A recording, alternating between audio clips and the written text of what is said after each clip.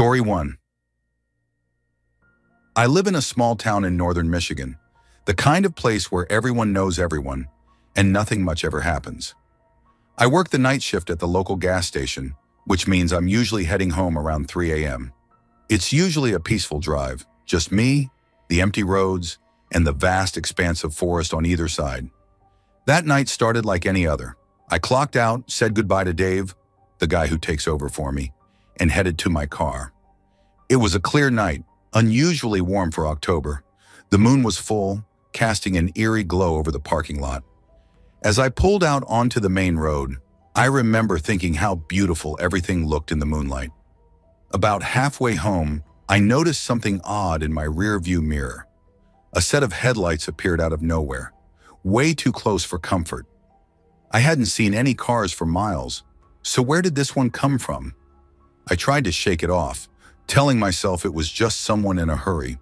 But as I continued driving, the car stayed right on my tail, never falling back or trying to pass. I started to get nervous. This stretch of road is notorious for deer jumping out, so tailgating like this was dangerous. I tapped my brakes a couple of times, hoping they'd get the message and back off. They didn't. If anything, they got closer. That's when things got weird. The headlights started flickering. Not like normal headlights with a bad connection, but in a pattern. It was almost like Morse code, but faster and more erratic. I felt a chill run down my spine. This wasn't normal. I sped up, pushing my old Civic faster than I ever had before. The car behind me matched my speed effortlessly. No matter how fast I went, those flickering headlights stayed right there in my mirror. My hands were shaking on the steering wheel, and I could feel my heart pounding in my chest. I was about 5 miles from home when I saw it. There's an old abandoned gas station on the right side of the road, a relic from when this area was more populated. As I approached it, I saw something that made my blood run cold. Standing in the crumbling doorway was a figure. It was tall, impossibly tall, and thin, with limbs that seemed too long for its body, and it was watching me. I blinked, and in that split second, it was gone. I looked back to the road just in time to see a deer dart in front of my car. I swerved hard, narrowly missing it. When I looked in my rearview mirror again, the headlights were gone. The road behind me was empty.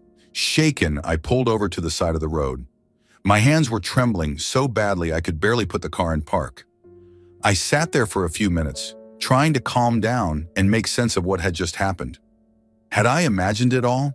Was I more tired than I realized? As I sat there, I noticed something odd about the trees lining the road. They seemed wrong somehow. It took me a moment to realize what it was. They were completely still. There wasn't a single leaf moving, not even a slight rustle. It was as if the entire forest was holding its breath.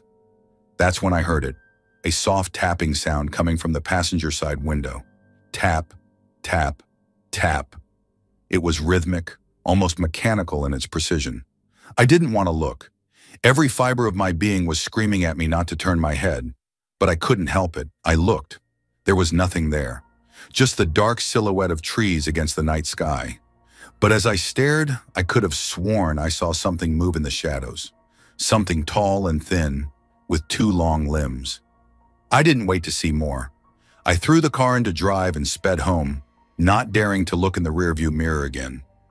I didn't slow down until I was in my driveway, the porch light a welcome beacon of normalcy. I spent the rest of the night wide awake, jumping at every little sound. When morning finally came, I convinced myself it had all been a product of an overactive imagination and too many late nights. But deep down, I knew that wasn't true. Over the next few weeks, I tried to forget about that night. I went about my routine, worked my shifts, and did my best to act normal. But things kept happening. Little things at first, objects in my house moving when I wasn't looking, strange shadows in the corner of my eye, that same tapping sound on my windows late at night. Then it escalated. I started losing time. I'd be at work 1 minute, then suddenly find myself at home with no memory of the drive. I'd wake up in strange places, once in my backyard, once in the middle of the forest behind my house. And always, there was that feeling of being watched. The final straw came last week. I was driving home from work. taking the same route I always do. As I passed the old gas station, I glanced over, a habit I'd developed since that night. What I saw made me slam on the brakes so hard I nearly went through the windshield. There in the doorway was the figure. But this time, it wasn't alone. There were dozens of them, all impossibly tall and thin, all perfectly still. And they were all watching me. I don't remember the rest of the drive home. The next thing I knew, I was sitting in my living room, staring at the wall. The clock said it was 8 a.m. I'd lost 5 hours. I quit my job that day. I'm in the process of selling my house and moving far, far away from here. I don't know what's going on, but I know I can't stay. Every night, I hear that tapping on my windows. Every time I look in a mirror, I swear I can see something standing behind me, just out of focus. I'm writing this as a warning, I guess. If you're ever driving on a lonely road late at night and you see headlights appear out of nowhere, don't look back. And if you pass an old abandoned gas station, keep driving. Don't slow down, don't look over.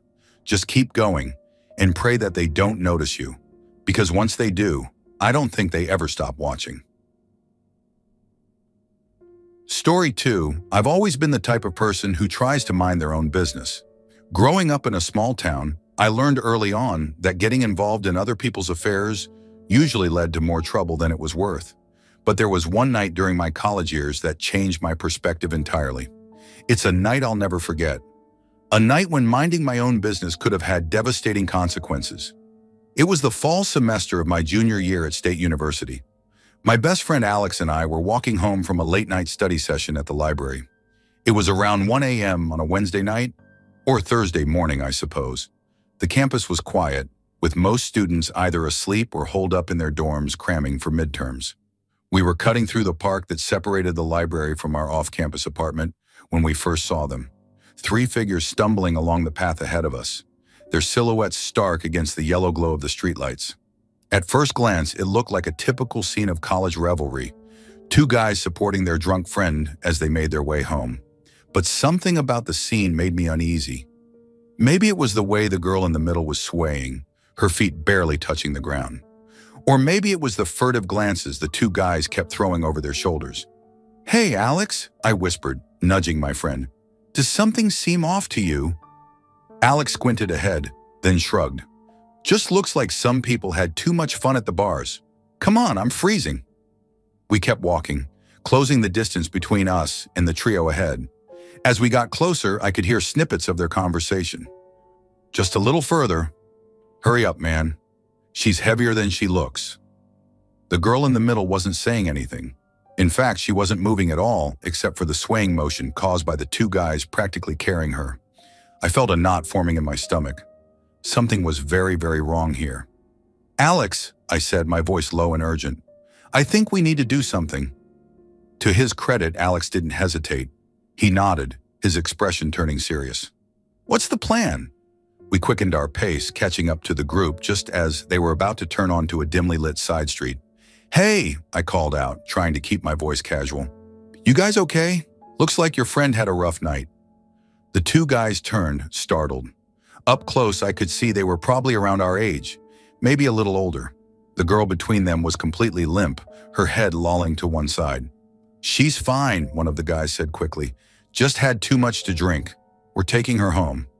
"Yeah," the other chimed in. "Her apartment's just down this street." I exchanged a glance with Alex.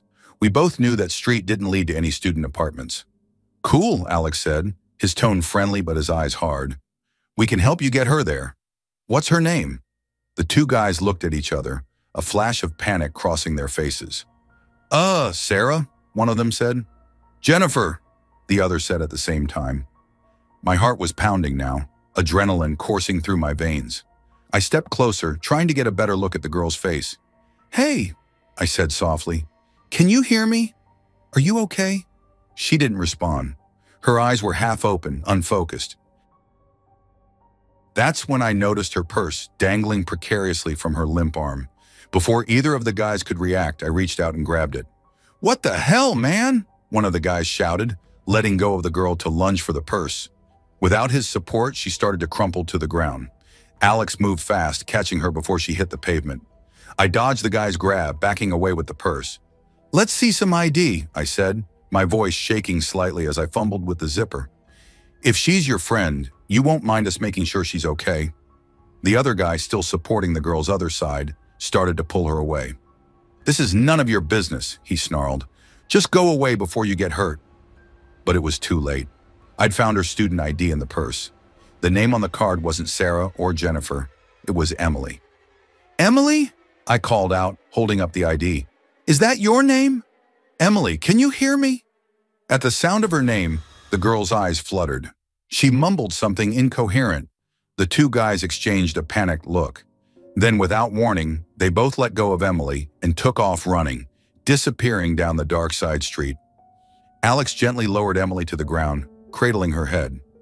I was already dialing 911, my hands shaking so badly I could barely hit the numbers.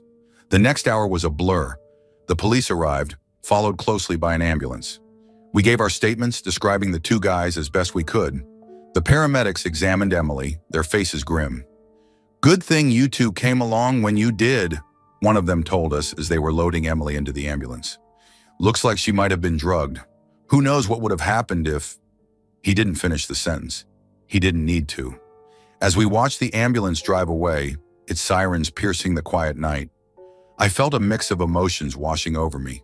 Relief that we'd been there to help, anger at the two guys who'd tried to take advantage of Emily, and a deep, unsettling fear at how close it had come to going very differently. "You okay?" Alex asked, putting a hand on my shoulder. I nodded, not trusting myself to speak just yet. We walked home in silence, both lost in our own thoughts.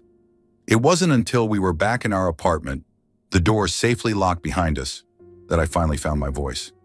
"What if we hadn't noticed?" I asked, collapsing onto our beaten-up couch. "What if we just kept walking?" Alex sat down next to me, his face serious. "But we didn't," he said firmly. "We noticed, and we did something about it. That's what matters." In the days that followed, we learned more about what had happened. Emily had been at a party where her drink had been spiked. The two guys had offered to help her get home, taking advantage of her vulnerable state. They were caught a week later trying the same thing with another girl. Emily came to visit us once she was out of the hospital. She didn't remember much about that night, but she knew enough to be grateful. "You saved my life," she said, her eyes filling with tears as she hugged us both. "I don't know how I can ever thank you." Sometimes minding your own business isn't the right thing to do. It's a lesson I carry with me every day, a reminder that sometimes the most important choice we can make is the choice not to look away. Story 3. Our town, Pinewood, was the kind of place where everyone knew everyone else. It was nestled between vast forests and rolling hills, the kind of scenery you see on postcards. We had one main street, a handful of shops, and a diner that served the best apple pie you've ever tasted. It was quiet, peaceful, and predictable. I was a sophomore in high school then, lanky and awkward, more interested in books than sports. My parents both worked long hours, so I often found myself alone after school. To combat the loneliness, I'd started volunteering at the local animal shelter. That's where I met Max. Max was this scruffy, middle-aged mutt that nobody seemed to want. He was part terrier, part who knows what, with wiry fur and soulful brown eyes. The shelter staff said he'd been there for months, passed over time and time again. Something about him just clicked with me, though. Maybe it was the way he'd cock his head to the side when I talked to him, or how he'd lean into my hand when I pet him. Whatever it was, I found myself spending more and more time with Max. One day, after weeks of begging, my parents finally agreed to let me adopt him. I was over the moon. Max seemed to understand that he was coming home with me. He practically pranced out of the shelter, tail wagging furiously. The first few weeks with Max were great. He was calm and well-behaved, content to curl up at my feet while I did homework or lounge in the backyard while I read. He wasn't particularly playful or energetic, which suited me just fine. We fell into a comfortable routine. About a month after I brought Max home, I decided to take him for a walk in the woods behind our house. It was a crisp autumn afternoon, the kind where the air smells like apples and wood smoke.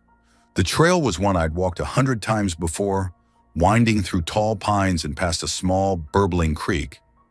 As we walked, I noticed Max seemed different. He was alert, ears perked forward, nose twitching constantly. I chalked it up to the new environment. We'd never been on this trail together before. But as we got deeper into the woods, his behavior became more erratic. He'd stop suddenly, hackles raised, staring intently into the trees. Then he'd move on as if nothing had happened. We were about a mile in when Max just stopped. He planted his feet and refused to move, no matter how much I tugged on his leash. His eyes were fixed on a point in the distance, and a low growl rumbled in his chest. I'd never heard him make that sound before. "Come on, Max," I urged, feeling a prickle of unease. "Let's go home." But Max wouldn't budge. If anything, his growl grew louder. That's when I heard it, a faint rustling in the underbrush, too rhythmic to be the wind or an animal. Footsteps. A moment later, a man emerged from between two large pines about 20 feet ahead of us on the trail. He was tall and lean, dressed in dark clothes that seemed out of place for a hike in the woods. His face was partially obscured by the brim of a baseball cap, but I could see he was smiling. Something about that smile made my skin crawl. "Well, hello there," the man said, his voice friendly enough. "Beautiful day for a walk, isn't it?" I mumbled a response, my heart racing. Every instinct was screaming at me to run, but my feet felt rooted to the spot. Max's growl had turned into a snarl, his lips pulled back to reveal sharp teeth. The man took a step closer, and Max exploded into action. He lunged forward, barking furiously, straining against his leash so hard I nearly lost my grip. The man stumbled backward, his smile faltering. "Whoa there," he said, holding up his hands. "Seems like your dog doesn't like strangers much." I found my voice then, fueled by a surge of adrenaline. "Yeah, he doesn't. We should go." I turned to leave, tugging Max with me, but the man called out, "Wait!" There was an edge to his voice now, a hint of desperation that sent a chill down my spine. I'm lost. Could you point me back to the main road?" I half turned, ready to give him quick directions, when Max let out a bark so fierce it made me jump. In that moment, I saw something glint in the man's hand, metal catching the afternoon sun, a knife. Time seemed to slow down. I saw the man lunge forward, saw Max break free from his collar, saw them collide in a tangle of fur and denim. There was shouting, snarling, the sound of fabric tearing, and then silence. When I managed to focus again, the man was gone. Max stood in the middle of the trail, panting heavily, a scrap of denim hanging from his mouth. There was no sign of the knife, no blood, nothing to indicate the violence that had just erupted. I don't remember much of the walk home. I know I was shaking, know that Max stayed close to my side, occasionally looking up at me as if to make sure I was okay. When we got home, I hugged him tighter than I ever had before, burying my face in his scruffy fur and letting the tears come. We never saw the man again, but the police found his knife in the woods a few days later. It turned out he was wanted in connection with several assaults in neighboring towns. They never caught him, but he didn't strike again in our area. As for Max, he went back to being his calm, gentle self. If anything, he became even more attentive, always seeming to know when I needed comfort or companionship. He lived to a ripe old age of 16, and not a day went by that I didn't thank whatever twist of fate had brought him into my life. Story 4. I was walking home from my night class at the community college. It was about 9:30 p.m., and the streets were quiet.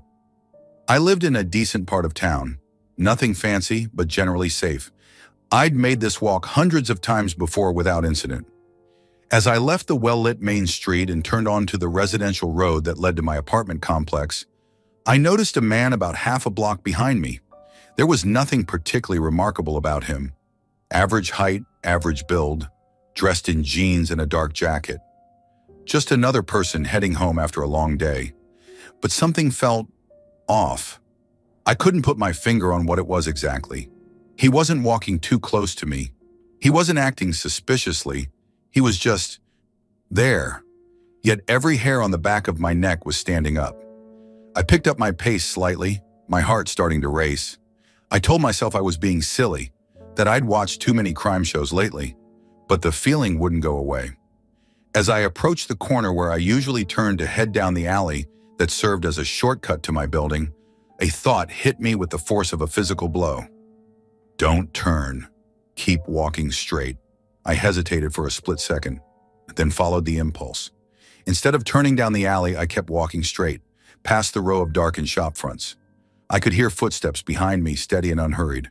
Still nothing overtly threatening, but my pulse was pounding in my ears now. Another block passed, then another. I was getting further and further from my usual route home, but I couldn't shake the feeling that turning back would be a terrible mistake. That's when I saw it, a 24-hour laundromat, its fluorescent lights a beacon in the darkness. Without consciously deciding to do so, I veered towards it, picking up my pace. Just as I reached for the door handle, I heard the footsteps behind me quicken. I yanked the door open and practically fell inside, my breath coming in short gasps. The laundromat was empty except for an elderly woman folding clothes in the corner. She looked up, startled by my abrupt entrance. "Are you okay, dear?" she asked, concern etched on her face. I opened my mouth to respond, but before I could say anything, a shadow fell across the glass door. The man who had been behind me was standing there, peering inside.